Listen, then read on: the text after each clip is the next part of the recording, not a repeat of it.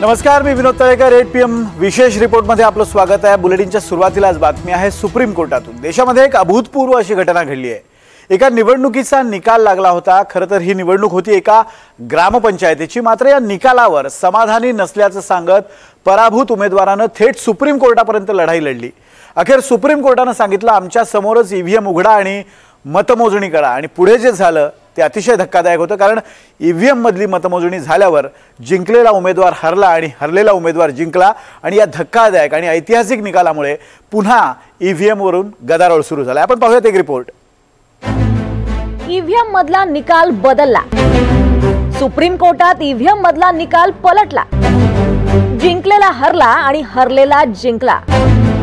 देशाच्या इतिहासात पहिल्यांदाच ईव्हीएम मधला निकाल चुकीचा ठरलाय.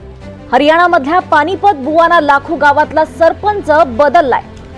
ज्या सरपंचाला विजय घोषित करण्यात आलं होतं त्याला आता पराभवाचा धक्का बसलाय, तर जो सरपंच हरला होता तो जिंकलाय.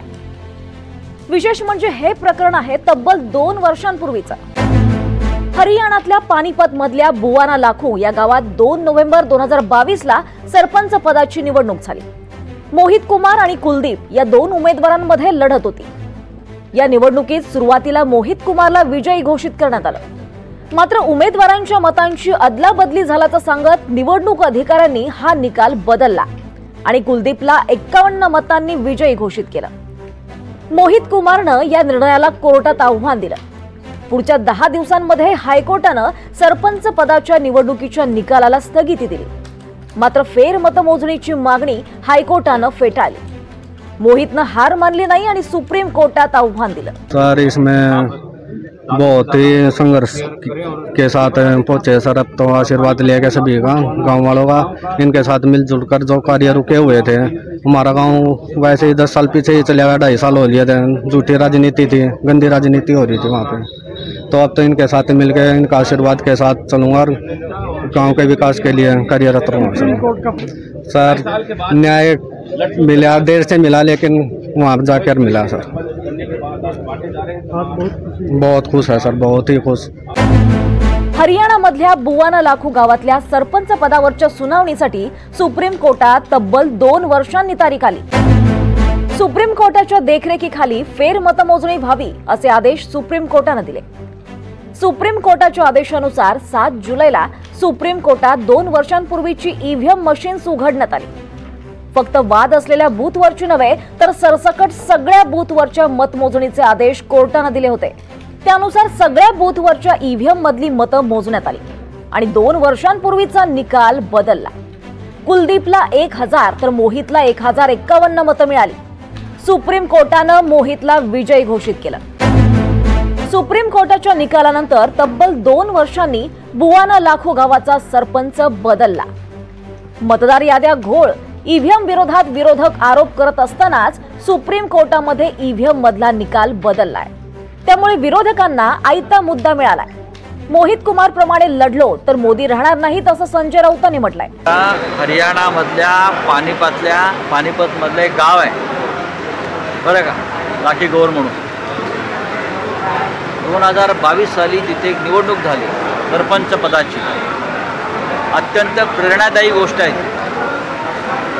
तो उमेदवार हरला, निवडणूक ईव्हीएमवर झाली. त्याला विश्वास होता की हा निर्णय चुकीचा आहे. जर मोहित कुमार प्रमाणे आम्ही लढाई केली शेवटपर्यंत तर भारतीय जनता पक्ष औषधाला शिल्लक राहणार नाही. हा ईव्हीएम घोटाळ्यातून निवडून आलेले प्रधानमंत्री. महाराष्ट्र विधानसभा निवडणुकीत ईव्हीएम मध्ये घोळ झाल्याचा आरोप विरोधक सातत्यानं करतात.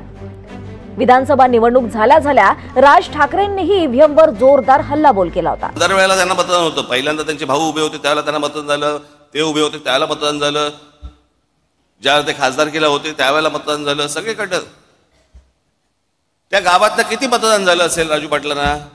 किती मतं पडली असतील? एक पण नाही.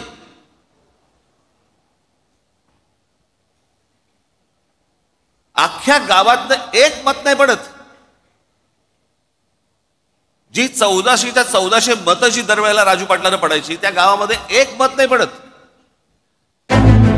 मतदार यादीत मोठे घोळ झाल्याचा राहुल गांधींचा विरोधकांचा आरोप आहे. महाराष्ट्राची निवडणूक ईव्हीएमच्या मदतीनं सत्ताधाऱ्यांनी जिंकली असा आरोप विरोधक सातत्यानं करतायत। महाराष्ट्रात लोकसभेला मवियाची सरशी झालेली असताना 4 महिन्यांनी झालेल्या विधानसभा निवडणुकीत महायुतीचा विजय कसा झाला असा मवियाचा सवाल आहे।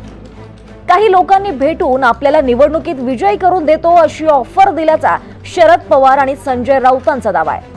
विधानसभेच्या निवडणुका जाहीर झाल्या त्याच्या आधी दिल्लीमध्ये मला काही लोक भेटायला, 2 लोक, त्यांची नावं पत्ते हे आता माझ्याकडे नाही आहेत, पण मी त्याचं लक्ष दिलं नाही। आणि त्यांनी मला सांगितलं की महाराष्ट्रामध्ये 288 विधानसभेच्या जागा आहेत आणि तुम्हाला 107 जागा निवडून येण्याची गॅरंटी देतो। मला आश्चर्य वाटतं। ईव्हीएम आणि मतदार याद्यातल्या घोळांवरून निवडणूक आयोगाकडे विरोधक बोट दाखवत असतानाच सुप्रीम कोर्टासमोर 2 वर्षांपूर्वीच्या निवडणुकीचा निकाल फिरलाय। त्यामुळे येत्या काळात ईव्हीएमचा मुद्दा हा आणखी तापण्याची शक्यता आहे। Bureau report, NDTV Marathi, Mumbai.